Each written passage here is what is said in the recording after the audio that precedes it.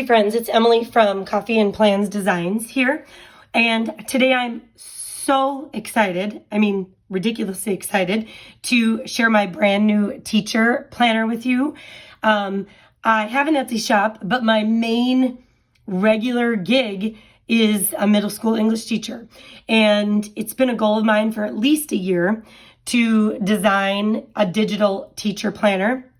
And I really designed this teacher planner after my own heart, after the things that I always wanted in a planner, but never could really just find the exact one. The beauty of digital planning too is that, number one, this planner's undated, so you can use it over and over again. Number two, instead of, I don't have enough student checklist sheets in it, like paper planners, you can duplicate and add as many pages as you want in a digital planner. So here I am today to just give you a quick walkthrough of my new digital planner. This first one is called Serenity. It's kind of a navy pink mint theme, which again they're my favorite colors. And I will have some more color schemes coming out in the next couple of weeks if you're looking for something in particular. But the first thing I'm going to show you is how to import your new planner into GoodNotes. I choose to use the app GoodNotes 5. I know there's Zoom Notes and OneNote and a lot of different apps. This planner can be used in all of those, but I'm going to demo using GoodNotes. It's my preferred journaling planner app of choice. And it looks like this right down here with the pen. So I'm just going to click on that. And when you first get to your GoodNotes screen, it's going to look like this. I have mine organized into planners and notebooks and stickers in the works. So I'm going to put mine in my planner folder. Inside there, I have a teacher planner folder. And then you're going to click New, and you're going to import your teacher planner from wherever you have it stored. So you've downloaded it from my Etsy shop. You've saved it in Dropbox, iCloud files. Wherever you have it saved, you're going to import. So I'm going to click import, and I'm going to navigate to where my teacher planner is saved. And I'm going to be using a compressed version. There's a high-res version and a compressed. You can use the high-res version if you have an iPad that has a lot of storage, and maybe also one of the Pro, kind of the bigger, they have a better graphics card. But for the sake of this tutorial, compressed, high res, doesn't really matter. You just click this and it will insert. I've actually already got it here, so I'm going to go ahead and just open it. When the planner opens, this is the cover. It's pretty basic, left some room on the left here if you like to put post-it notes or any other information you want to put on the left. I'm just going to tap once to bring down the navigation. I'm not going to go through a lot of the buttons in GoodNotes. I have other videos on my channel that do that. So we're just going to swipe, and you see kind of our main title page, kind of have a pocket here.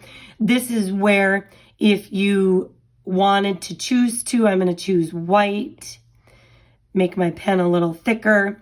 And this is where you can write your name, school year, what grade you teach, what school you teach at. This is where you can personalize the front cover. And then when you're done with that, again, remember, if you want to swipe, you need the circle pen, and I'm going to swipe to the right. This is kind of the main hub of the planner. You can see all navigation tools on this insert index page. It is also the first tab. So if I were somewhere else, if I click front index, I'm always going to come back to this page. And this page is the main hub because you can see all of your planning months across the top. You can see all of the categories that I've put all the inserts in. And then you can also see all the individual inserts that you can duplicate and use as many times as you want. So this is the planner hub. And I'll just give you again, months across the top, categories on the right, and then all of the inserts. And then of course, down here, I've given you 4 different types of paper you can choose from. So let's start with the months. So I'm going to go to August. This planner runs August to July, kind of the typical teacher year, depending on where you live. My school year starts in September, but I do a lot of planning in August. Every month starts with a dashboard. So just kind of a central place for you to put the big events of August, things you need to remember in August, student birthdays, staff, whatever birthdays. And then of course, I'm really big on, 3 big goals for August, 3 things that you really would like to accomplish in the month of August. The tab of August is plain. Again, you can put notes here. You can put Post-it notes. You can decorate this with stickers, whatever you would like to do. Now the months, just swipe. The first link you're going to see is the undated month. So you would go in and choose your pen tool, and you would go in. August 1st, I believe, is a Sunday, if I'm correct, is a Sunday. So you would just start writing in the days in those circles and then start planning out your month and more of a month at a glance. Now, the other thing I've included, just to jump forward a little bit, is in the planning section, I have included a year at a glance, meaning you can kind of get a quick feel, put in the important dates in August, meetings and things you need to remember. And you can do that the whole year. And then when it comes to that month, you already have some of the main things in when you go to fill in each month. It's kind of how I do my bullet journal as well. So you have your month. Now, the nice thing about the months is the circle on each of the Sundays is linked to that week. And to go back, there's a hidden link right up here in the upper left-hand corner by the W. If you click that, it takes you back to the month. So I could go to week 4. This is week 4. Click the hidden link, takes me back to the month. So you can easily move between what you have written on your month calendar to what you have for your week. So I'll show you the week. Each weekly lesson plan starts with a weekly to-do list. Again, I love doing the big 3, the focus 3, where I put my goals, things I need to remember, and then I love my to-do list. What do I need to copy, grade, plan, prep, all that. And then I left you an open sheet of dot grid paper for those random notes that don't fit here that you want to write down. And then we swipe, and this takes us to our weekly lesson plan.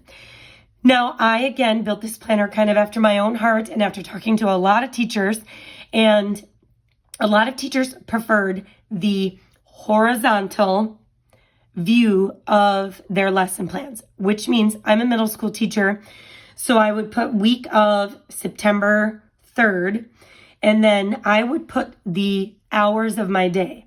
Period 1, period 2, 3, 4, 5, 6, 7. And then hour 1, this is the week plan for hour 1. What is hour 1 doing Monday, Tuesday, Wednesday, Thursday, Friday? And again, there's a place for you to write your, I'm going to choose kind of a navy. And then, of course, you can zoom in. And for you to write the date on each of those lines. You can use your own handwriting to plan, which I prefer. It sticks in my mind. Or, of course, GoodNotes does have a text or a typing option. So you can click this, type your plans, move them over. And then once your plans are all finished, my favorite feature of GoodNotes is if I click this box and arrow up here, I can export just this page, which means my co-teacher, who I teach with 2 of the hours of my day, I can make my plan, export that page, zip it off to her. She has a copy of that week's plan. So it's really easy to share each of your lesson plans as well. So again, this is the weekly lesson plan, weekly to-do list. Click here, takes you, as long as I'm not on my, click here and it takes you back to your month view. So all of the months are the same. They are all going to have a dashboard, a monthly, weekly to-do list, weekly lesson plan. There are 6 of them total, depending on if a month has 4 or 5, or sometimes maybe a couple days into a next week, you have 6.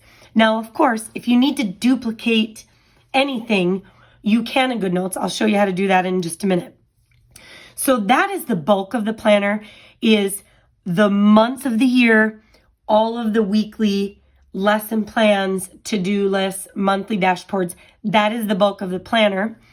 And then there's some extras. So I'm going to go back to the front index and show you that you can also have there's a planning tab that has a year at a glance. There's quarter. My school is on quarters and semesters. So I really like to take a unit and just quick map out the 9 weeks of the quarter and what I'm going to do in each week for that unit. And then these 2 pages together equal a semester. Now, if you are not on quarters, you can always delete this page. You don't need it. Maybe you're on trimesters. This is a trimester plan, 6 weeks for a total of 12 weeks. And again, just to give you that general unit plan. So this is the planning tab. Then we move on to students. This is a blank student roster, meaning you get to choose what these headings are. Student name, parent, phone number, email, whatever you want those top things to be. You can easily grab the pen or you can type and you can write student name and easily put in all of your students. It goes up to 35. Not gonna lie, I've had a class of 36 or 37 myself. But again, you can duplicate this page as many times as you need to make it work. The other item that's in the student section, I have seating charts.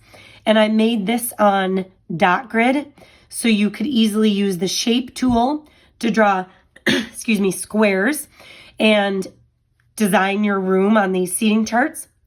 Or sometimes I'm actually going to be adding to my shop seating chart stickers where the desks and chairs are already made for you and you just need to pull them in. And then sometimes you can take a picture of your seating chart from Infinite Campus, screenshot it, drop it right in here. You'll have it right there. So there's a few seating chart pages. Same with student groups. This is where you could do your groups of 4, your triads, your partners, and write them here, or screenshot something you've typed up, pop it right in here. It's in your planner. And then finally in the student area, we have birthdays. So if you want to list, for me, like I have a prime time, which is like my homeroom, and I like to keep track of their birthdays and celebrate those. If you're an elementary teacher, you can put the birthdays there. We have student accommodations. I do co-teach with a special ed teacher, and it's important that we always know what student has an IEP or a 504, what services like speech and language, ELL, and then what are their 3 main accommodations, whether it be modified tests, tests being read to them. I like to keep a list. And the wonderful thing about having a planner on your iPad is my iPad is password protected.